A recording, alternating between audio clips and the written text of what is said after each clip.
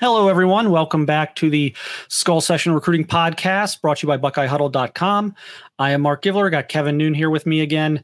We are midweek, but we just had the first week of Ohio high school football. Our staff was out at, I believe, 7 games, maybe 8. So we have a bunch of content on BuckeyeHuddle.com and on the YouTube channel, youtube.com/BuckeyeHuddle. If you're interested in some thoughts, some updates, and some film from the weekend, we got to see a lot of Ohio State commits and targets in that. I guess it's week 0 for Ohio. So a lot to talk about here, a lot to kind of unpack. Kevin, you on Friday night saw Garrett Stover, 2024 Ohio State linebacker commit, a guy who's maybe a fringe top 100 prospect right now. Linebacker that is transitioning from safety to linebacker. Really kind of last year was his first year playing linebacker. He's going to be a linebacker in Columbus. Your thoughts? They lost to Hartley. I was a little surprised by that. They beat Hartley pretty soundly last year with a team that was pretty junior heavy. Had a lot of guys back on this big Walnut team, but lost. I think it was pretty competitive for most of the game, but lost to Hartley. What'd you see there? What'd you see out of Stover? And first impressions. I know you've seen him in camps, but first impressions of him in pads. Yeah, he was, you could tell he was the captain of the defense, played a lot of Mike.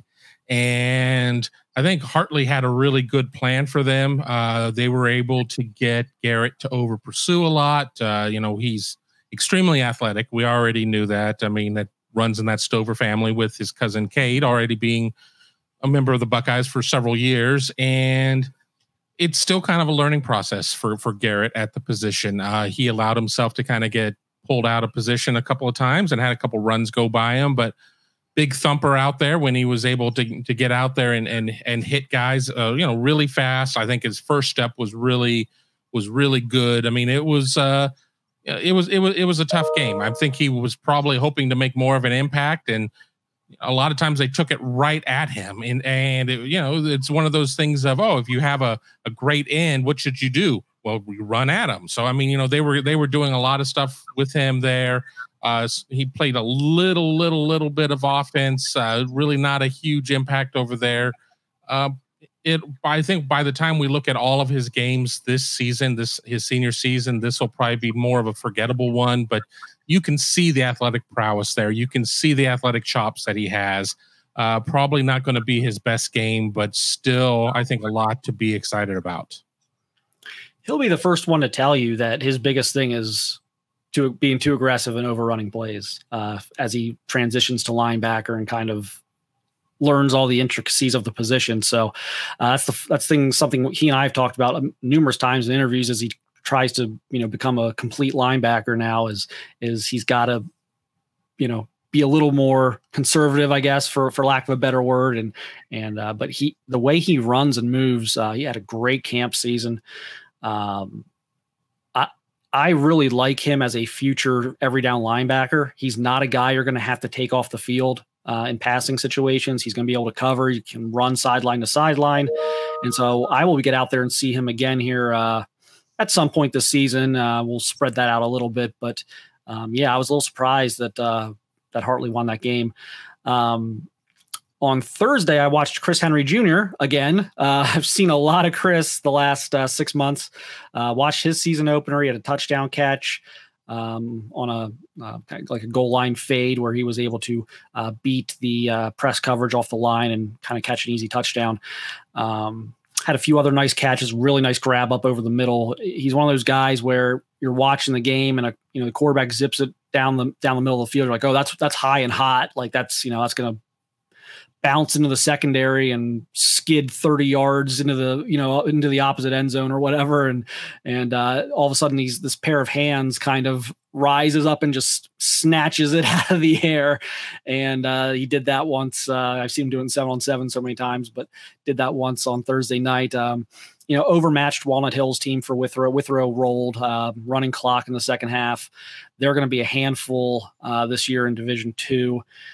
Great matchup with St. X coming up. That'll be fascinating to me because St. X is such a good program, but that'll be a very fascinating matchup. Withrow has a lot of speed, a lot of talent. Quentin Simmons had essentially 2 kick return touchdowns. He had a 99-yard punt return touchdown after he kind of misplayed the ball and it bounced back to he scooped it up at the 1 and then, like the 1 or 2 yard line and proceeded to make a couple of moves, get out of there. And then it was off to the races. Then they proceeded to kick to him at the beginning of the second half, which I found fascinating. And he took that one right to the house, but did get called back for a penalty. But this is a guy, Quentin Simmons, in 2025 that I think is going to be on the Ohio State radar here. Kevin, you've seen him at camp. 700 meter guy as a sophomore in a sophomore track season, big time speed. So, and then, with Withrow, it's, you got him and Henry, but then you've got they have these 2 little slot guys that are really speedy, they're really quick, and they can catch, they run a lot of verticals out of the slot. And it's, if you give, it sounds crazy, but if you give Chris Henry Jr. too much respect, you're going to give up 500 yards to those little slot guys. I mean, so it's very much a pick your poison there.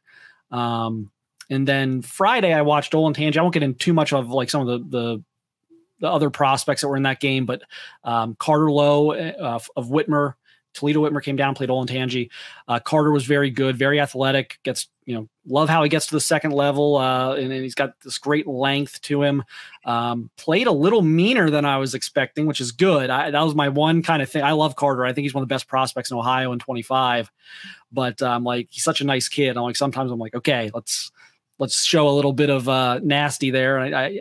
I think he's become a better finisher this year than he was last year. And then, of course, we have, I almost called him Michael. We have Jackson. I haven't done it yet. I'm going to. It's going to happen. We have Jackson Wiley, 2025 Olentangy receiver, son of Michael Wiley. Yes, we are that old. He had a really nice game, caught a touchdown.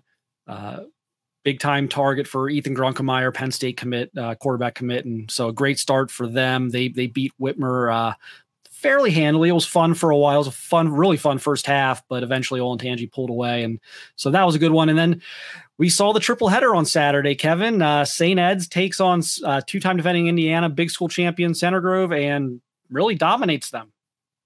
Yeah, I was really interested in seeing what the Armstrong twins were going to look like. And wow, that St. Ed's offensive line looks like it could play in a lot of college systems like right now. I mean, it's a bunch of big dudes, and it's nothing new. We know St. Ed's just always seems to have great offensive linemen, and make no mistake. I think the Armstrong twins both looked very solid out there. It was the game that we got to, and like right as the game was starting. So I can think of the first 10 minutes I spent just kind of getting set up and racing around. But it was billed as Northeast Ohio against America, and St. Ed's gave Northeast Ohio a nice start because they really took it to Center Grove and never really took their foot off the neck of the visiting team.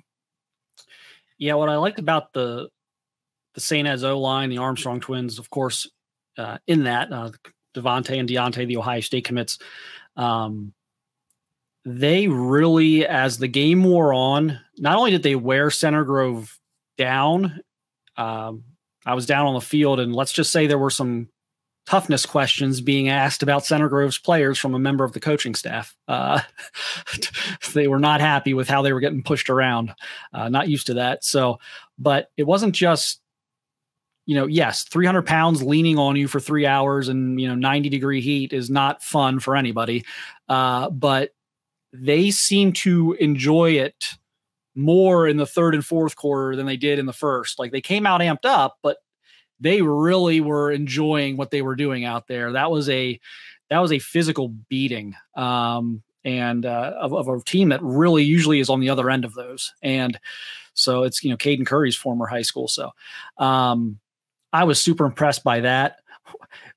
They didn't do this often, but they're probably going to do it a bit this year. They loaded their left side. So the Armstrongs play on the left side.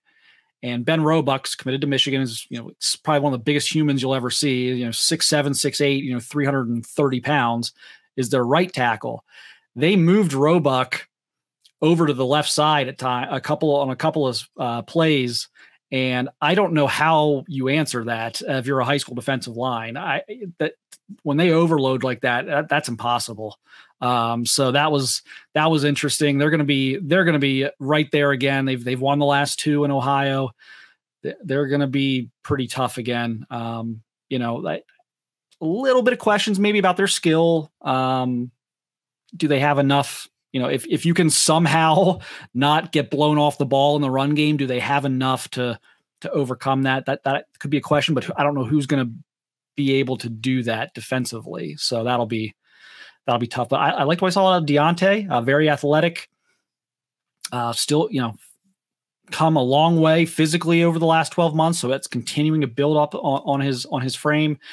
Devontae was, I thought a bit of a pleasant surprise the way he was finishing blocks. Got a couple of pancakes, just pretty athletic. He looks like he almost maybe trimmed down a little bit. I thought he was better than I expected. So I thought that was a really good first showing. Again, we'll have a bunch of film on BuckeyeHuddle.com to check out if you guys are interested. But yeah, I was impressed. Game 2 was Hoban dismantling Frederick Douglass from Lexington, Kentucky. That game was over about 3 minutes in, Kevin. Yeah, that was, of the 3 games that we saw there, that one was by far the most decisive. We had a running clock for the second half. Hoban's going to be a problem for some people because they were really good. And these types of matchups where you're playing an out-of-state team, okay, maybe they haven't been scouting you. They don't have that type of information. But, I mean, this one wasn't even close. I mean, Hoban was just really able to do whatever it wanted to. And once we kind of got into the second half, it was just like, all right, we're playing out the string there. It was poor Frederick Douglass. I mean, they didn't travel a lot of people to begin with. There wasn't much to cheer about for the few people that did come over there. And Hoban, it was a team I certainly knew a lot about. I certainly was disappointed that Sam Greer wasn't able to play after a leg injury that happened during the start of fall practice. But they got some dudes. That was a thorough dismantling. It was 21-0, I think 5 minutes in. And that was with Frederick Douglass getting the opening kickoff. It really felt like that was a game that Hoban could have named their score. And Frederick Douglass wins a ton of games in their classification in Kentucky. They've won state championships. So, I mean, and I said it though before the game. I kind of told Tony Gerdeman was there with us too. I told Tony, I'm like, I don't know about this one. I think it's going to be bad. I think it's going to be really, really bad. And Tony was kind of like asking me, I think a little bit like kind of not why I felt that, but just like, oh, aren't they both like top programs? And I'm like, yeah, but like, I know what they're trying to do here with this matchup. They were trying to match up, I think, schools of similar size, but it's exactly what I said to Tony. I said, you may as well have made them play St. Ed's. From a talent perspective, you may as well, like, Hoban's not a Division 2, 3, whatever pro, they could bounce back and forth. They're not. They're a Division 1 Ohio. They're a Division 1 Ohio program. That's what they are. In fact, if you put them on a field with St. Ed's tomorrow, fully healthy both sides, I don't know. I don't know. Hoban's really, really good. This could be one of their best teams, which is amazing because they won like 1 million state titles last decade. But they've got huge offensive lines. I would think we were all down there together commenting. Their second team offensive line was huge. I'm like, what high school has 10 offensive linemen like that? It was unbelievable how big their second team offensive line was, and like not sloppy, like athletic. It was incredible. Elbert Hill, 2026 athlete, corner, receiver, slot, whatever. I thought he was tremendous. Made a few nice plays on made a few really nice plays on defense. Got into it a little bit on offense. Kevin, you're up there shooting. Elbert's not the biggest guy, but boy, he just lots of speed. Yeah, I mean, he is a guy that has. The problem with Elbert Hill is I look at him, I'm like, that's the type of guy that Ohio State has no idea what to do with. I mean, and that's just kind of been one of those things of, Ohio State recruits the bigger bodies, and Elbert Hill doesn't necessarily have that, but he is a guy that is going to have a ton of offers by the time it's all said and done. They're already obviously coming in. Was very excited to see him out there running around because we talk about a guy having it, and generally with that, we're not talking about what he's a 26, so like a sophomore. I mean, we're not generally talking about a sophomore already having that kind of it factor, but Elbert Hill has it. He's pretty special the way he, I don't know, thinks that he's very, like, he's small, but he's super aggressive. He's super intelligent. I go back and forth. I think there are maybe some receiver hopes there. I think he's going to be like a nickel slot corner, which isn't a knock on him. I know that used to be like a derogatory almost. Well, he's got to play in the slot or something like that. But we're finding, like, now, especially in the NFL, these slot corners are like worth their weight in gold with all the 3 receiver sets NFL teams are using now, and with all the movement NFL teams do to get the Justin Jeffersons and guys like that into the slot for those mismatches. These slot corners have become so important to defenses. And you can play a smaller guy there. He reminds me a little bit, but he's bigger than this guy, but just in terms of like kind of like being Mighty Mouse out there, reminds me a little bit of Sean Crawford when he came out of St. Ed's. Had a pretty good career at Notre Dame, was injured a little bit. That kind of derailed him, I think, from maybe a legit NFL career. But that's who he reminds me of. But he's like, Sean was like 5'8". Elbert is 5'10". So that's kind of what I see. But he's tough. He will, I don't want to say like Antoine Winfield, because that's just unfair. But like, he has that type of mentality of like, yeah, I'm 5 whatever, but I'm going to hit you in the mouth anyway. And so I really liked what I saw out of him. I would prefer him on defense, but we'll kind of see how that's got 3 years to play out. He does have the Ohio State offer. So we got that at camp. So we'll see how that goes. Nightcap. It was a good one. Glenville, Dinwiddie out of Virginia, home of Buckeye legend Kayvon Pope. maybe not for the right reasons. But that's where Kayvon Pope went. If you don't know Kayvon Pope, maybe Google that one. I don't think we need to go into that right now. Glenville started a little slow. They had like a really long drive at the beginning and it stalled, and they went down 7-0. I'm like, this is kind of interesting. And before you could even look up, it was like 36-7 at halftime. They ripped off like 36 points in about 10 minutes. Super impressive. Demarion Whitton, Kevin, real deal. Yeah, I've watched Glenville play obviously through the years. I saw them last year.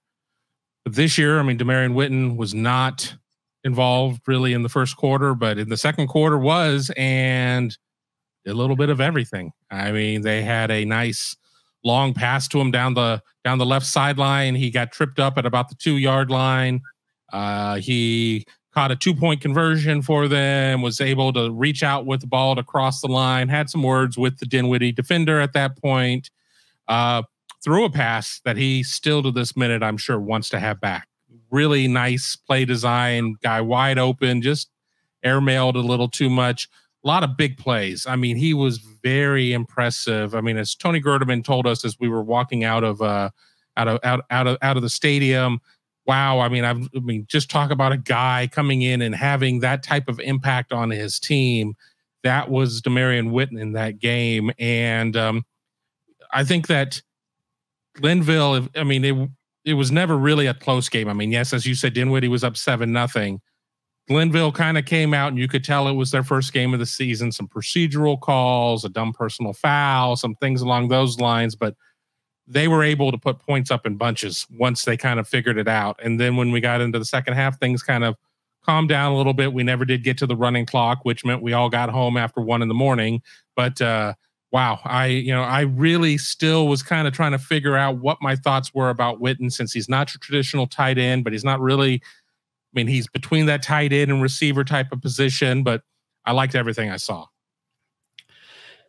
Yeah, I mean, the thing with him is going to be they can't use him if they're going to try to make him Luke Farrell. I mean, it's just not going to work. And I don't think they're going to try to do that. So he is kind of the offensive version of Sonny Styles, of where if you try to just play him at safety and put him 15 yards off the line of scrimmage every snap, it's not going to work. You have to get creative and move him around and let him do all the different things he can do. I think Demarion's the same way, and I think he pieces very well together with the other types of tight ends they recruit, the bigger bodied ones, and you can get them on the field together. They can allow them to do a little more 12, but he can do in college, he can do exactly what he did the other night, which is he can take the bubble screens on the outside and then good luck tackling him if you're a 5'11", 185-pound corner. And you can put him out wide in goal line situations, and he can bully those defensive backs, and he'll still be – that will carry over. That will carry over to college, and then you're just going to have to get him a little bit bigger. He's going to have to, become a adequate blocker, because you can't just have him out there and you become too predictable at that point. So you've got to be able to have him as kind of like a slot back, old school, like H-back type, be able to line up there and not be a liability as a blocker. But he is a phenomenal athlete. So great basketball player. He's an above the rim basketball player. He's an above the rim football player. He can go up and get those jump balls. He can run. He's smart. So he is. I've said before. I know I'm in the big minority here. It's always looked at as a knock on the other guy, and it's not meant to be. Every time I watch Glenville, I come away thinking Demarion Whitton's their best player.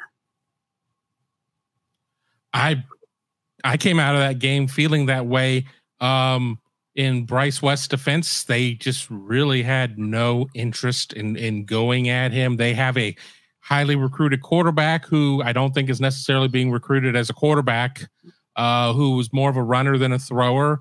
So West wasn't really tested all that much. But Demarion Whitton, I would have him, and I was very impressed with Glenville's running back. You don't have 4 rushing touchdowns by accident. Now, I think that Glenville kind of took Dinwiddie out of the game in that second quarter, largely, but Whitton was super impressive. And I think that if he would have been, more involved in first quarter plans, maybe we would have gotten to the running clock. Maybe just everything just accelerates a little bit more, because there was no matchup for him whatsoever. I think everybody knew when it was going to come over. And by the way, too, Demarion Whitton, also a straight on kicker as well for point after attempts.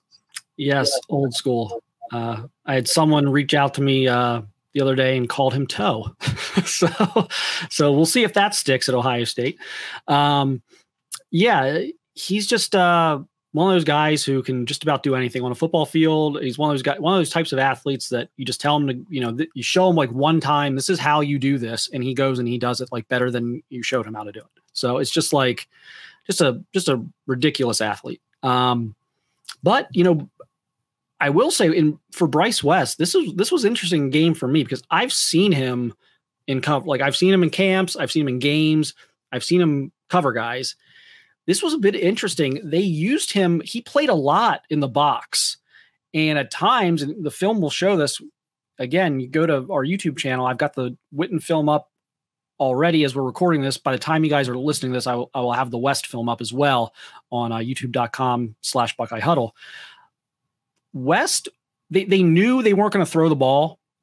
That Dinwiddie was not going to throw the ball, so he was almost a strong safety. And there were times he was upsetting the edge in the running game. Like, he actually was out setting the edge, and he was able to do that effectively. He was able to keep outside leverage. He was able to not get pushed around. He was able to even get off some blocks and make a couple tackles doing that. That's a legitimate cornerback skill to have in today's era of, you got some of these teams that bubble screen you to death, and you've got to be able to shed blocks. You've got to be able to stay out, keep outside leverage. You've got to be able to do all those things. He showed me a level of willingness and toughness to do that. And that will serve him very well. And we'll see him cover guys later. I've seen him already in the past, but we'll see him do that, against other teams and other matchups. But this was interesting for me. I think the initial instinct sometimes, especially if I've only seen a guy one time, if this is like the first time I'm seeing a guy live, is like, oh crap, this is a bad matchup. I wish I would have picked something else to go to, to see him, play a team that's going to throw the ball 35, 40 times. But having seen him so much already, this was actually the opposite. This was what I was this is a good thing for me to see. This is something I really hadn't seen him have to do very much. And so I thought that was an interesting setting to see him in. Yeah. So many times we go and we cover high school games and we go and we're like, we want to watch a corner and the opposing team's like, well, we're not going at them. And then we just kind of sit there and like, well, what, we're not getting anything out of this. So, I mean, they did have the wherewithal to have him do some different things. And I think that that's important. I mean, as you put it, some of these things that he will be asked to do or should be asked to do at the next level, be able to put that on tape. I think all of that's going to be very important. I'm sure that Ohio State's defensive coaches will certainly pop in that huddle tape, or hopefully the BuckeyeHuddle tape, and see all the things that he's able to do. And I think that's important, especially when you're up there amongst the top corners in the nation, to be able to show that type of versatility. Because while we talk about in basketball becoming a positionless game, we're not really quite there in football, but there is a lot of overlap in what you need to be able to do and what the real successful players are able to do in fulfilling more than one role. And I was happy to see Bryce West put in those types of positions. Yeah, great opening weekend for us. So much good film up on the site. So much good analysis up. We've, I'll have a skull session up by the time this hits the airwaves, and kind of with some written thoughts on the weekend and some other things going on. And just a really solid weekend. I got to see a lot of top prospects, a lot of great teams, and get good evaluations on a lot of these guys. So hopefully you guys enjoyed this one. I'll try and do these during the season, maybe each week, even if I run another one for something else during the week with recruiting. But I think giving updates on kind of what we're seeing throughout the season on the Ohio State targets is probably valuable for you guys. But let us know in the comments if it's not, and we won't do it. But if you guys like this type of review, stuff of what we saw over the weekend, happy to do these each week and just kind of let everyone know what we're seeing out there. So appreciate everyone watching and listening, and we'll catch you again soon.